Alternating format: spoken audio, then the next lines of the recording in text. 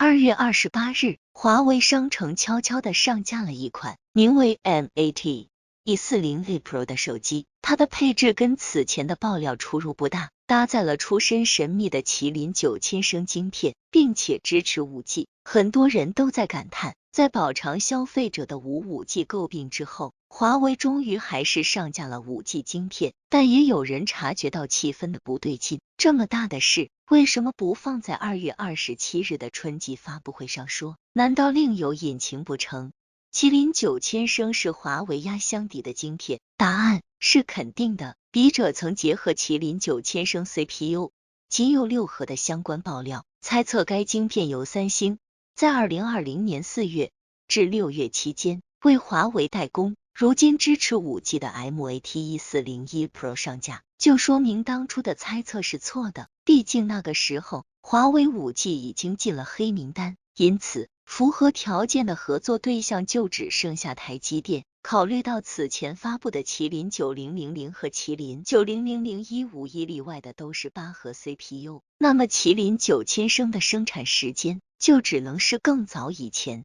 也就是说，华为这回是把压箱底的晶片拿出来了，因此始终憋住一口气的余承东才没有借着 5G 的噱头，在发布会上为自家逐渐走弱的手机业务而造势。因为从这一刻起，华为走向了真正的拐点。可能有朋友要说了，华为减少出货也不是1天2天的事了，还有小米 OV 怕什么？连一向主打中低端的红米都推出了售价3299元的 K50 电竞版，可见国内的手机市场仍是一片歌舞升平，城门失守，苹果长驱直入。但事实当真如此吗？我们看2则数据，其一来自于 Counterpoint Research， 2021年全球智能手机市场规模为4480亿美元，约 3.15万亿，苹果占据了其中的 44%， 相较于2020年增长了 35%。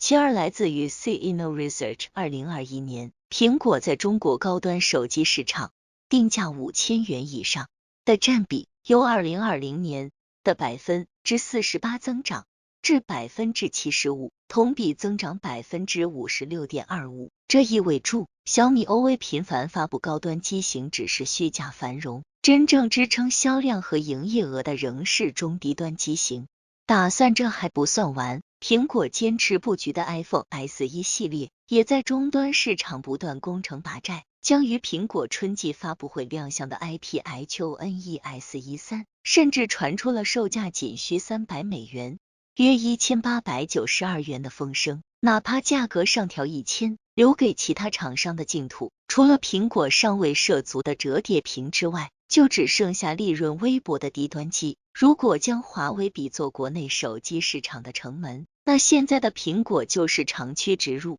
央视释放重要讯号，国之重器不能倒。难道中国市场的钱被别人一箩筐一箩筐的赚走，是大家想看到的吗？在2月21日的中国品牌强国盛典上，华为成为被列入10大国之重器的唯一民营企业。与之同列的，要么是代表基建的中国建筑，要么就是管粮仓的中粮集团。颁奖词如是说道：以中华之名，凭奋斗探索科学无尽，以有为之势，靠实力攻克产业瓶颈。鸿蒙初开，麒麟问世，承受的捶打越尖利，发出的光芒越璀璨。在华为艰难如斯的背景下，央视点名表扬，甚至授予如此厚重的荣誉称号，足以说明华为对于促进中国科技发展到底有多么重要。昙花一现的企业是称不上国之重器的。当外敌来辱，不仅要挺身而出，寸土不让，还要本事扎实，以寡敌众，继续横刀立马。因此，授予该称号的行为，除了表示对华为的认可，以及为华为人打气之外，还释放出了一个重要讯号：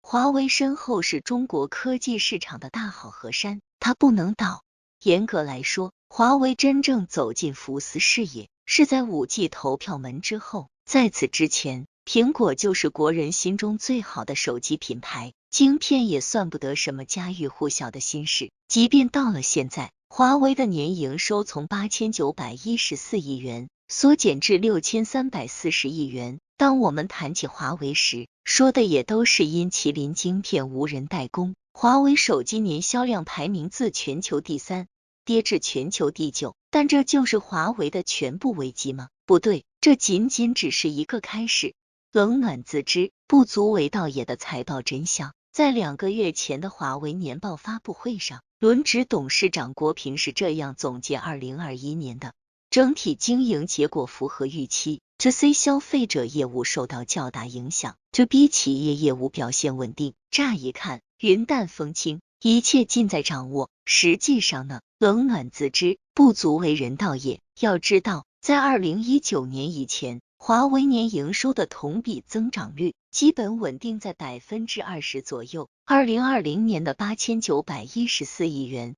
已经是受伤状态了。可是2021年在此基础上还跌了29%，这背后到底是一组多么残酷的数位，笔者无从得知。但可以肯定的是，郭平董事长的那句总结应该加上2个字去理解，即现实。就现实而言，截止至2021年12月31日，消费者业务肯定是艰难度日，再怎么小心备货，也架不住留给我们造新的时间太短。企业端业务稍微好些，起码稳住了2021年的账面收入。至于私底下到底是什么情况，就留待2022年总结。2022年的企业端业务，华为缺席100亿大订单。2月下旬，中国电信公布了2022比2023年服务器集中采购项目的中标结果，整整20万台服务器，总价接近1000亿元的大订单，共有包括联想、烽火、浪潮在内的12家厂商入选，却没有华为。而且这还不是第一次。细究之下，笔者发现早在2021年下半年，华为就开始缺席3大运营商的服务器竞标盛会，甚至还出现竞选成功，然后自己主动放弃的异常行为。这一幕与华为发布旗舰手机，然后长期缺货何其相似。消费者业务受晶片影响，将会持续低迷，直到国内补齐起码14纳米工艺以上的纯国产晶片生产链。企业端业务的零部件也不如想象中的充裕，就算3大运营商愿意等，5G 也不等人。至于营收规模已经超过1000亿的华为云，除非发展到一览众山小的地步，否则短期内也挑不起营收的大梁。2022年的华为打算怎么办？会像其他科技公司一样看产品线、裁员、降低研发投入吗？任正非亲自挂帅，用行动给出答案。2月28日，华为创始人任正非用行动给出了答案。据雷锋网消息，华为内部正热热闹闹的组建用于开疆拓土的10大预备军团，专攻互动媒体、现实星核、资料中心网络等项目，以1:2:7的比例分布于个人消费者业务、晶片业务和企业端业务，带队的都是从业经验丰富且具有海外市场工作经验的华为老人，背后敲定并持续督导该项目的人正是任正非。考虑到任正非已经是79岁高龄，此举说是亲自挂帅也不为过。